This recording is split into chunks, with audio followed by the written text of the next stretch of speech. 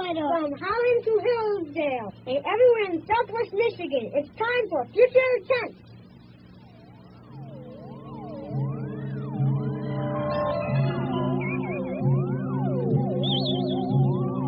Join us now for a voyage into another dimension. A journey into a realm as infinite and limitless as time itself. Our destination, the farthest reaches of the imagination.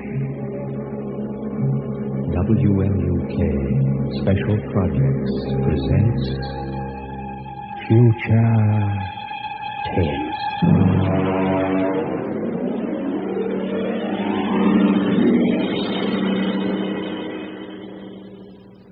Double Dare by Robert Silverberg.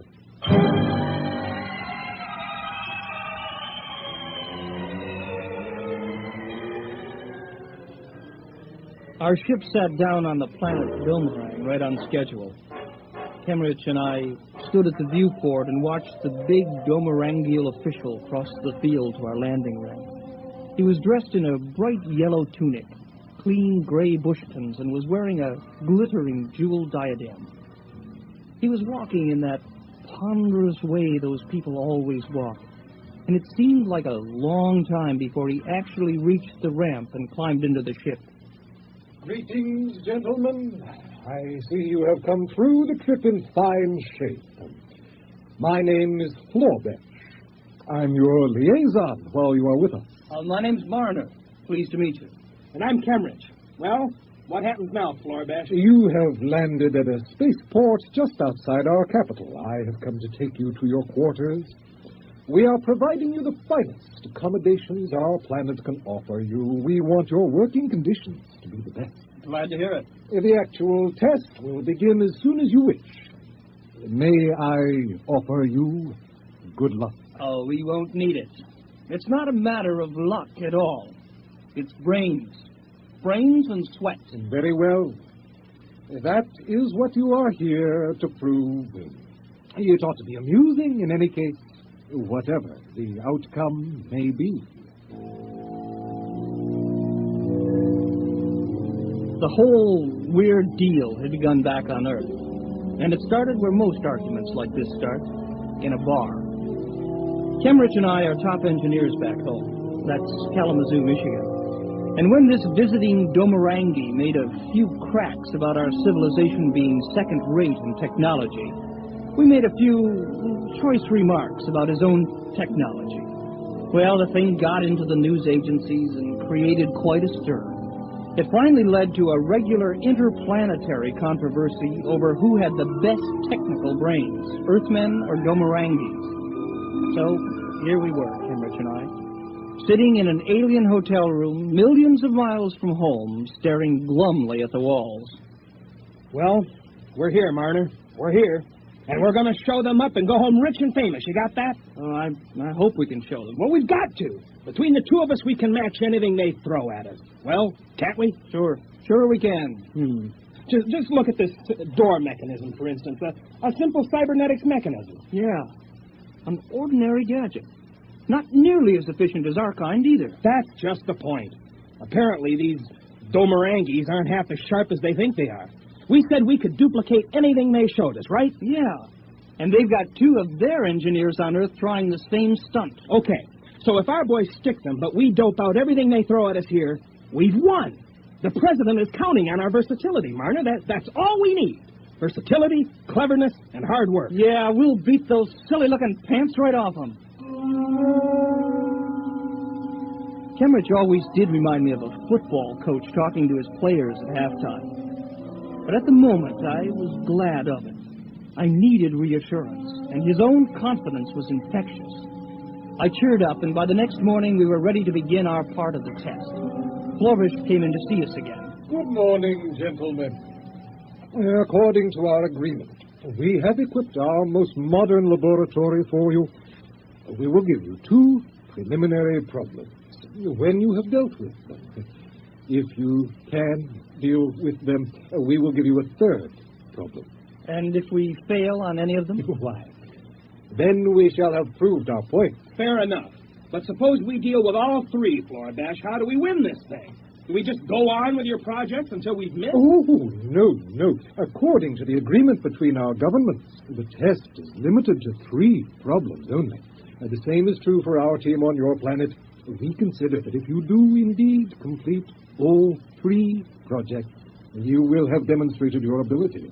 I don't like the way you say that. What's up your sleeve? Sleeve? I do not understand the reference. Oh, never mind. Never mind. It doesn't make any difference anyway. Just let's get started and prove our point. Yes. I, myself, am most anxious to observe your attempt.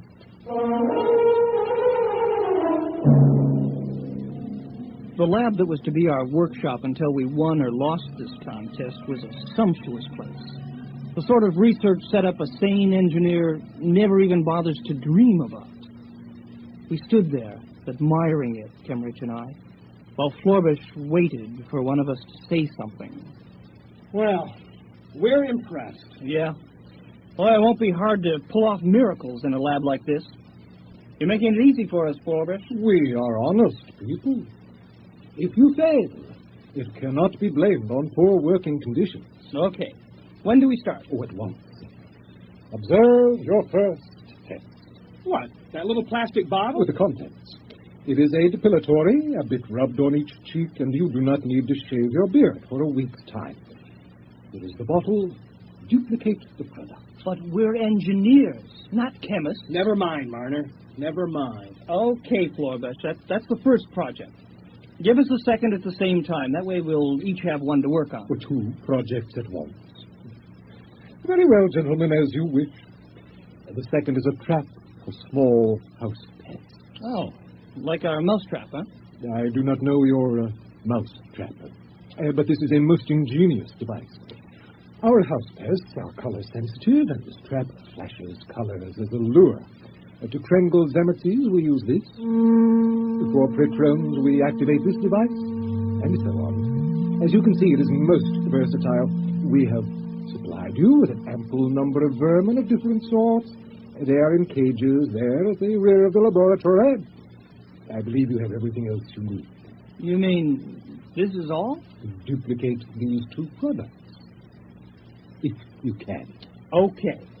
And we'll let you know the moment we've finished. Yes. Do that.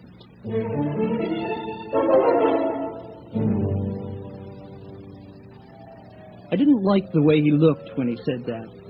There was a catch to all this somewhere. But I didn't have time to think about where it might be. Kemmerich and I went to work on a project at once. It wasn't nearly as hard as it should have been. Within 4 days, we had summoned Florbash back to the lab. Do you mean to say you have finished already? Naturally. Stay where you are, Florbash. I want to show you something. All right, Kemmerich, activate the trap. Check. All right, now stand back. I'm going to open the cages. No, don't, vermin. They'll be everywhere. Too late. Here they come. But you are mad. Why, they'll be everywhere. Close that door. Stand where you are and watch. You see that? But this is impossible. All running to the same place. To our trap. Look at that. They're in. Every last one of them. Remarkable. And we've improved on your model. We've built a better what's-it-trap. Your model only deals with one species at a time. Ours handles every variety. It really is rather surprising. I suppose now you'll want to know about the depilatory. That was easy, you know. With the equipment you gave us, chemical analysis is a snap. But I'm afraid we've improved on the original model here, too. You have? In what way? Well, when used at proper strength, this depilatory of ours can last indefinitely. The effect seems to be permanent. Indeed. This is a very impressive performance, gentlemen. You may be interested to know that your counterparts on Earth have also passed their first 2 tests successfully. Oh? Well, good for them. So, it all depends on the 3rd test, huh? It does, indeed. Shall we have that one now?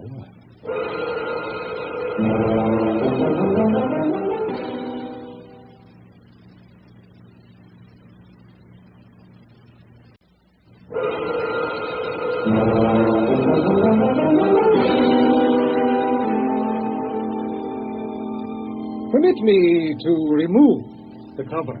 Well, it's a machine of some kind. I recognize the type of piston valves, the relays, the tubes, the rods. Let me plug it in for you. Yes. Here's the outlet. Now, I press the starting button, so... What does it do? Suppose you remove the plug from the outlet. All right. There. Hey, it's still going. Gentlemen, this is our power source. We use it for transportation and similar things. Duplicate it. This is your third problem. Well, we'll give it a try. I shall be most interested in the results. Most interested. Good day. Cheers. Well, Cameron, the machine's still going. Yeah, I see.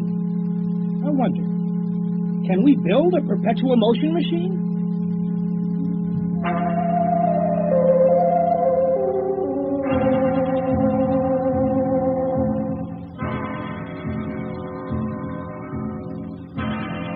Well, it was a challenge, all right. A greater challenge than either of us had anticipated in our wildest dreams. Our heads reeled with the enormity of the idea. But we worked and worked. I don't even know how long it was. I think it was about 3 weeks. Finally, we summoned Florbesh, and he came into the laboratory to see our model and his, side by side, both humming away with no plugs in the wall. There it is. You have actually done this. Yes. It's been running a week now, and it shows no signs of slowing down. It actually works. But how? A complex hyperspace function. We're making a full report, of course. I hope you realize that this is quite a stunt in technology. Well, we didn't think we could do it until we had to. So we did. Why didn't think you could do it either? This little box on our model, have you examined it yet? No. That nearly threw us. Apparently it's tightly sealed. We didn't waste time getting it open. We bypassed that. What is the darn thing anyway? That, gentlemen, is our power source. Your what? A photoelectric amplifier that should keep the model running for another, 2 weeks. Then what? Don't you see? We do not have a perpetual motion machine. We have hoaxed you into inventing one for us. We didn't really think you could. It took our best minds to rig up a model convincing enough to fool you. What? That does it. That invalidates the whole agreement. Well, now that we're through, we'll take our machine and go back to Earth. I am afraid that is not possible. What? By the statute in effect here for more than 700 years. Any research done in a government lab is automatically the property of the Domerangi government. I am sorry, but I shall have to confiscate your project, gentlemen. We'll see about that. Furthermore, we are forced to confiscate you yourselves. We need you to instruct us how to build these machines. Florbesh, Earth won't let you pull a trick like that. This is cause for war. Oh, I doubt it. Why should a terrible war come about over the custody of 2 men? I demand to see our council. Of course. That is your right, I suppose. I will arrange it.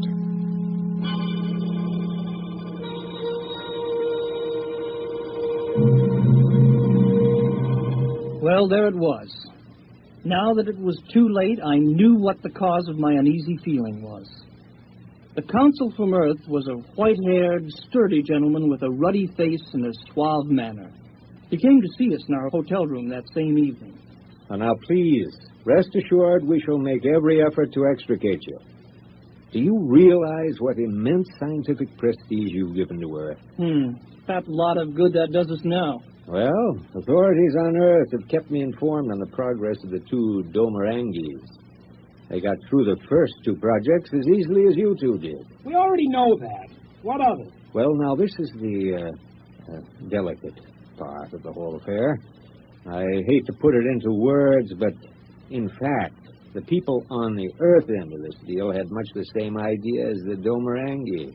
You mean another double cross? They put them to work on perpetual motion, too? No, not quite. They rigged up a phony anti-gravity machine and told them to duplicate it. Good night. What happened? Well, nothing yet. I'm told they're working on it very hard. Sooner or later, if they're at all as clever as you two, perhaps they'll hit on it. You'll just have to be patient and sweat it out until they do. And we can make an even exchange. Well, of all the cockeyed situations, you mean we have to wait until they invent anti-gravity? Well, that's the general idea. In the meanwhile, as I say, I will insist that you be shown every courtesy here on Domerang. Why, they may never discover a workable anti-gravity. Then what happens to us? Wait a minute. Marner? Yeah? Do you know anything about tensor applications in gravitational fields? Huh? What are you driving at? Well, I'm thinking of the ideal lab setup they gave us. Do you think those two Domerangi on Earth would mind taking credit for someone else's anti-gravity theory if they were approached properly? Hey, that's right. They must be as anxious to get home as we are. Hey, what in the world are you talking about? Consul, would you be above a bit of smuggling, diplomatic immunity, and all that? Well, now, I don't know. We'll build the anti-gravity machine. You smuggle it to Earth and slip it to the Domerangi. Then use it as a talking point for a trade. What do you say? Well, I'll admit it does seem the only way out. Very well, gentlemen. I'll do my very best.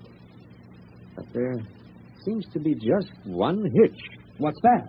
You still have to invent that anti-gravity machine. Oh, we'll invent it all right. Because, you see, we have to. Come on, Kemmeridge. Let's get to work.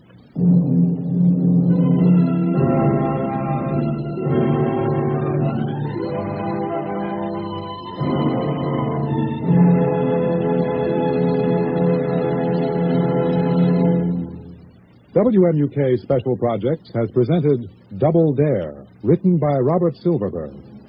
Robert Luscombe was featured as Marner, with John Scott as Kemmeridge. The consul was played by Mark Spink and Tom Small as Floorbench. Future Tense is produced and directed by Ellie Siegel.